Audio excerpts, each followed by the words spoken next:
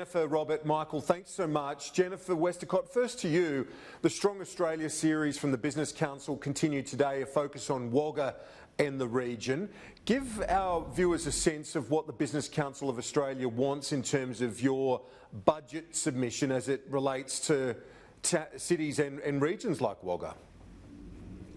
Well, obviously we've got to get jobs back in the country. 1 million people are out of work, and that's about a number of things. Obviously opening the country up gradually, carefully, but most importantly getting investment going again, getting serious investment in infrastructure, making it easy to do business. And we have called for a big focus on the regions like Wagga Wagga, where we heard today from the community so many opportunities in skills, in health, in agribusiness. And if we can really harness that across the country, we'll actually get those jobs back. We'll get the country moving again. And one of those big things, Kieran, as we heard today, is a focus on digital. So our budget submission calls for a fast tracking of the digital economy, particularly for the small and medium enterprise sector. Robert Spurway, speaking of agribusiness, what's your focus at GrainCorp in terms of what you'd like to see from the federal government a month or so away from this delayed budget, but it comes at a pivotal time amid a once-in-a-century pandemic? Look, continued investment in infrastructure is good for agribusiness and agriculture generally. Agriculture is going to be a big part of the economic recovery in Australia. And as part of that, we've got one of the best harvests coming up in years, more than double the area planted in New South Wales this year versus last year. So a real opportunity to make the most of that harvest. And as part of that, we need to move agricultural labour and equipment around Australia. We need freedom of borders open to do that as we get ready for this next harvest.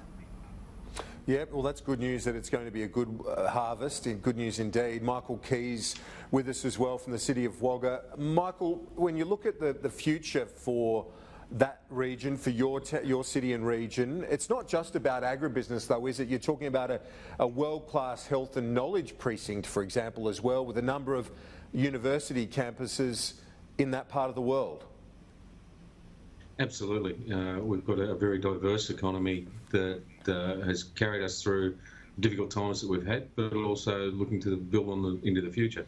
And whilst agriculture is a very big and important aspect of our region, certainly health and knowledge, education, research, and building collaborative partnerships with our universities, as well as defence, government admin, and freight and logistics.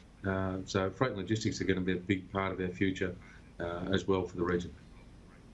Michael Keys, we've seen such a change during the pandemic in terms of workforce, people working remotely and so on. Is there an opportunity for a place like Wagga to capitalise on that? We're certainly seeing a lot more interest, and the challenge that COVID has presented to businesses, just think outside the square and to take some of those barriers that would have been sitting there otherwise and to knock them down so they can be competitive, they can continue to compete. But that's also going to open up those new opportunities to work remotely. So people, and particularly highly valued staff, can enjoy the lifestyle opportunities that regional cities offer without all the costs and the impacts on their lifestyle that come with living in metro areas. So we think it's a fantastic opportunity to explore further. Robert Spurway, how does it relate to an organisation like yours, that sort of remote workforce? GrainCorp is all about partnering with growers. Growers and ag business by nature are based out in regional Australia. We moved a number of people from our Sydney office out to Wagga Wagga and indeed Tamworth. Those regional centres support the whole of our operations across East Coast Australia. Having those people living and working in the same communities where we're working with growers just improves the connection, the understanding of what's important to our key customers. We've seen many things change, Jennifer Westacott. What would you like to see change for good? I mean, the pandemic's been a terrible experience for this nation, for the world, but there will be changes in terms of workforce, in terms of operations that I think probably won't go back, will they? Oh, I think some of them won't go back. And look, if you say what's the positive side of that, like I think we've learnt to work flexibly. I think, you know, many companies have completely transformed the way they're working, and we've stayed connected. People have adopted these new technologies, and that's allowed people to do a lot more looking after their kids at home, a lot more flexibility in their personal life. And we know, in terms of women's participation in the labour market, which is a huge contribution to productivity and economic growth, that's going to be easier if we're a more flexible workplace. So I think some of that will stay. I think hopefully, I'm hoping that hygiene will stay, because I think, you know, we've also seen things like the flu go dramatically down, and hopefully we'll all stay really conscious about that hygiene role. Some of the things that I think are not so good in the long term, Kieran, I don't think it's good to have empty CBDs. Empty CBDs are dangerous CBDs. Empty CBDs are CBDs where the supply chain, if you will, the coffee shops, the people who make the stuff for the coffee shop, the people who make the muffins and the cakes, those people don't have customers at the moment, and they would be doing it very, very, very tough. And I think fundamentally we're also social beings. We collaborate, we engage with one another. I'm not sure we will stay at home. I hope we don't. I'm not sure that would be a good thing into the long term. Now, you look at Wagga as an important part of the supply chain, Jennifer. Westacott in eastern Australia. It's an important agribusiness town, and more broadly, how important is it that the state borders reopen, not just for Wagga but for the nation? Well, I think it's hugely important for the nation, and we saw a real ray of hope on Friday at National Cabinet with a plan to get them open around Christmas, and we've got to stick to that plan, because they're arbitrary.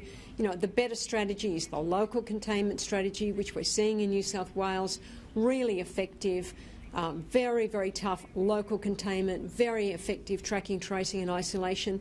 And of course we're seeing in New South Wales the benefit of that, 314,000 jobs back that were lost in the first lockdown. So it's really important. But you know, if we want to get the country going again, our airlines, our tourism, our services sector, which is 70% of the economy, we have to carefully open these borders up again. Robert, for your organisation, how do you reflect on the need to open back up? Critically important, not just to GrainCorp, but the whole of the ag sector. Cropping is a big part of the Australian agricultural industry. That harvest gets underway over the next number of weeks, and moving people and equipment around, that's going to be critically important. GrainCorp alone is currently recruiting for 3,000 harvest casuals. We've had applications from over 4,700 people. That employment's going to be critically important to many regions across Australia, and doing that efficiently and moving people to the areas that they need to be for the harvest is really important to not just our business but the whole sector. Michael Keys, how do you reflect on that from your perspective, but also if you could go more broadly and tell us about how local organisations and communities have adapted in the face of this very unusual time, in the face of a pandemic, although it hasn't affected Wagga, thankfully, to a great deal in a health sense. We've been very fortunate in that our local community hasn't been drastically impacted on with the COVID restrictions, but it's challenged businesses in the way that they undertake their work and deliver their goods and provide their services. And I think it's been a positive in the way that they've responded. We've seen some fantastic results and some really strong support from our local community for local business. I think they're the real big positives that have come out of it for us. We've seen business change the way they operate and adopt new practices, which they're going to continue with. That's opened up new markets, but also reinforce their business models. And we've seen others work together more collaboratively, and particularly that local community support's been a great outcome. I would reiterate Robert's comments, though, across the region, that ability for staff or manpower to provide support for the harvest, and that's across all industries, including viticulture and the like, that are very strong sectors in the Riverina. They're going to be some key challenges in the coming months. Michael Keys, you've spoken about some of the possibilities for the city of Wagga. Where do you see the city and the region in 30 years from now? We've got a target of reaching a population of 100,000 that we're certainly aspirational for and working towards. to do that, we've got to continue to provide new employment, new investment opportunities.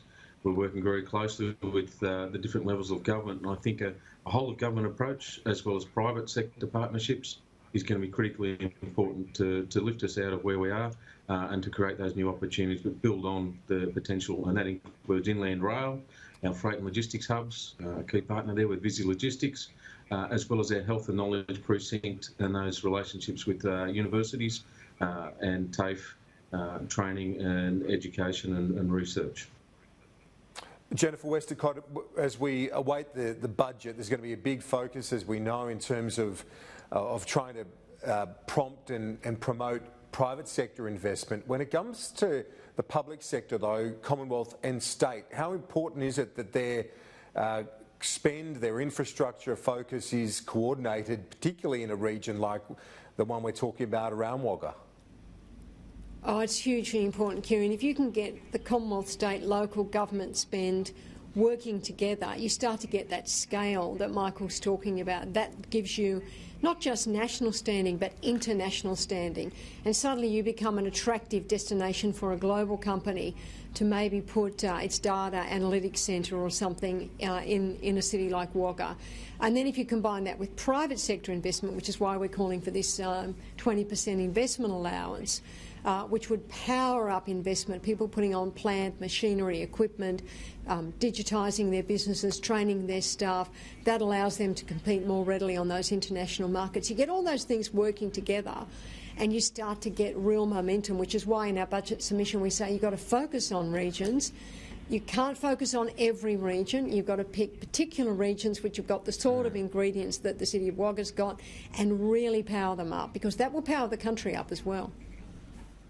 And one of the other things that we should touch on before we wrap up is the challenges with China affecting various sectors, but also two journalists returned to Australia today. From your perspective, Robert Spurway, we saw beef, wine, and then barley impacted. Are you concerned about where things are between Australia and China in the trade sense?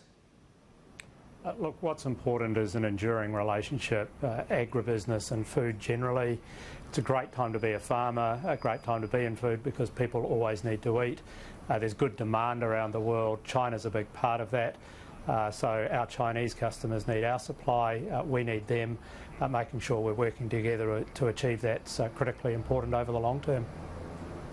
Jennifer Westacott, your thoughts? Obviously a concern to see this new low with the two last Australian correspondents back on Australian soil. Look, these are very serious developments today, but as Robert says, you know, we've got a strong trading relationship, we've got products that people want to buy, we've got some of the best agri products in the world, people want to buy them. Businesses continue to trade together, the trade relationship remains strong. Governments, of course, have got to act in our national interest. They've got to protect our sovereignty and security, and they've got to get that balance right.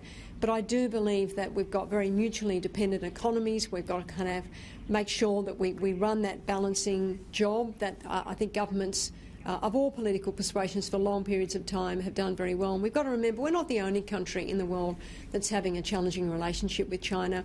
We've got to try and stay the course, and we've got to keep those business-to-business relationships as strong as they possibly can be. Jennifer Westacott, Robert Spurway and Michael Keys, appreciate it. Thanks so much. Thanks, You're welcome. Thank you.